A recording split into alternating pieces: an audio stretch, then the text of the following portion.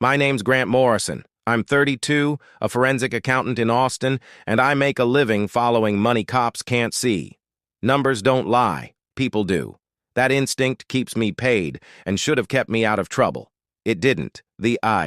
House. I built before. Marisol, before the drama, there was a 1954 box on the east side with good bones and terrible everything else. I bought it for cheap, learned more from YouTube than from college, and spent 2.5 years turning it into a fortress. Rewired, replumbed, new roof, original hardwoods brought back from the dead. Saturdays were Nails, Dust, and Billy, my best friend and the only contractor who actually shows up, handing me coffee and tools. When I was done, I had a house that could handle any storm. I just didn't account for the one I invited inside. How? Marisol happened. He met Marisol at Radio Coffee, competent, quick, and magnetic. She was 6 months into an MBA, broke in that pretend you're not way, and ambitious enough to map her life 10 years out. I liked that. I also remembered being broke. So when she started drowning, I helped. 2 years, $47,000 straight. To UT, a 2019 Accord, title and insurance in my name, and most of the bills while she contributed what she could from a part-time job. She promised to pay it back once she landed the consulting gig. I didn't put it in writing. Classic mistake. Language drifted. My became our car, our house, our renovations. She talked about our future while I funded our present. I wanted to believe we were partners. I should have recognized. The pattern, I see it in fraud cases all the time. Rewrite the story, one soft edit at a time until the facts are unrecognizable. Enter Kieran. Kieran was the college best friend, photographer, charisma for days, wallet on empty. He arrived back in Austin with a failing BMW convertible, a camera bag worth more than his rent, and opinions about authenticity that could power a podcast network.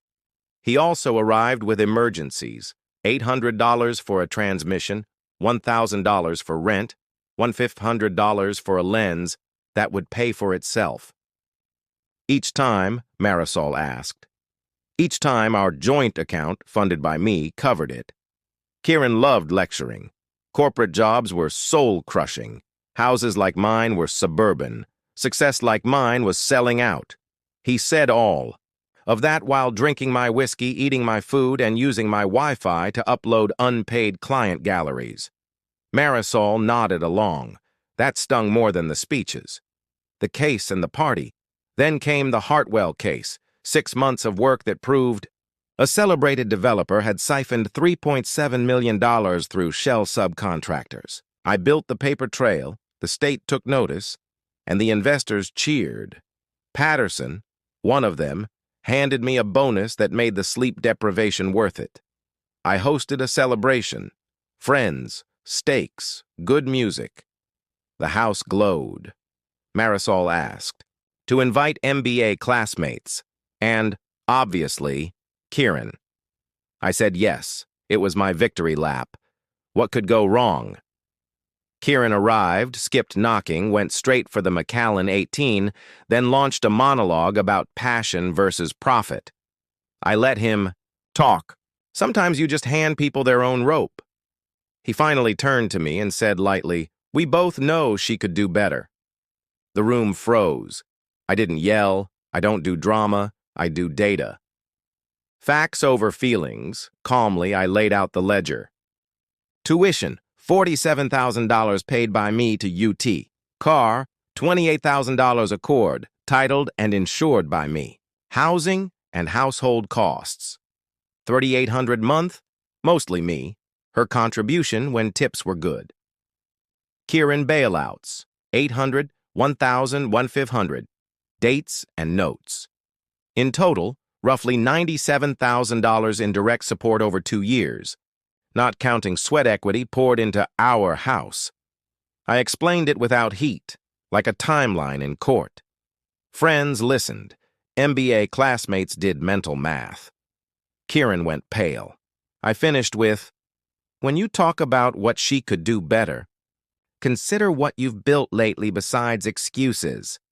People actually clapped. But I wasn't watching them. I was watching my wife. She wasn't relieved or grateful. She was embarrassed by me. You turned our celebration into a spreadsheet, she said. Life's about loyalty, not numbers. Kieran sees me. Evidence isn't an insult, I replied. It's the truth. Then came the ultimatum. Apologize to him now or we're over. She thought fear would move me. She mistook generosity for weakness. Over it is, sweetheart, I said. Silence. Then the sound of a life splitting neatly in two. The clean breakups in movies end with a slammed door. Real life ends with locks, letters, and line items. I photographed her belongings and boxed them, neatly labeled, in the garage. Rekeyed the house. Notified. UT, sponsorship ended, effective immediately. Removed her from health, auto, and homeowners policies. Reclaimed the car, title was mine. Requested return of keys via certified mail. Ended the internship I'd helped her land. Ethically, someone else took the slot. Asked for the engagement ring back. Texas treats it as a conditional gift. Her voicemails cycled from indignation to bargaining to panic. 3 weeks later, she showed up with a dead key, calling the place our home. I corrected the tense and closed the door when the threats started. She'd chosen pride in front of a crowd over respect in our home. Consequences aren't cruelty. They're math. Kieran's rescue plan lasted until he realized groceries aren't paid in exposure. Shockingly, rent notices don't accept artistic vision as currency. Justice, not revenge. I don't do revenge. I do thorough. Kieran's business had no license, no books, no taxes. I compiled a clean, documented packet, unreported. Income, inconsistent claims, Craigslist ads, Instagram proof, and sent it to the IRS, the Texas Comptroller, and Austin's licensing office. His lease barred permanent guests. Anonymously, I provided his landlord screenshots of the new roommate. Housing problem, meet contract clause. He'd also been late delivering shoots. I stood up a simple review hub for Austin photography experiences. Couples shared their stories. His pipeline evaporated. As for the ring, small claims court took 5 minutes. When she couldn't return it, the judgment became garnishment. That's law, not spite. After Billy made me a joke shirt, the night grant went forensic. I don't wear it. Not because I'm ashamed, because this was never about winning. It was about choosing self-respect when someone demanded I fail, a test I didn't deserve.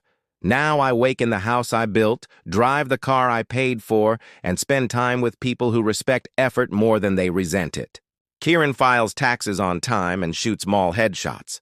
Marisol manages schedules off I-35 and pays bills with her own money. Me? I follow the trails, fix the messes, and grill steaks on a patio I laid myself. Numbers still don't lie, and neither do boundaries.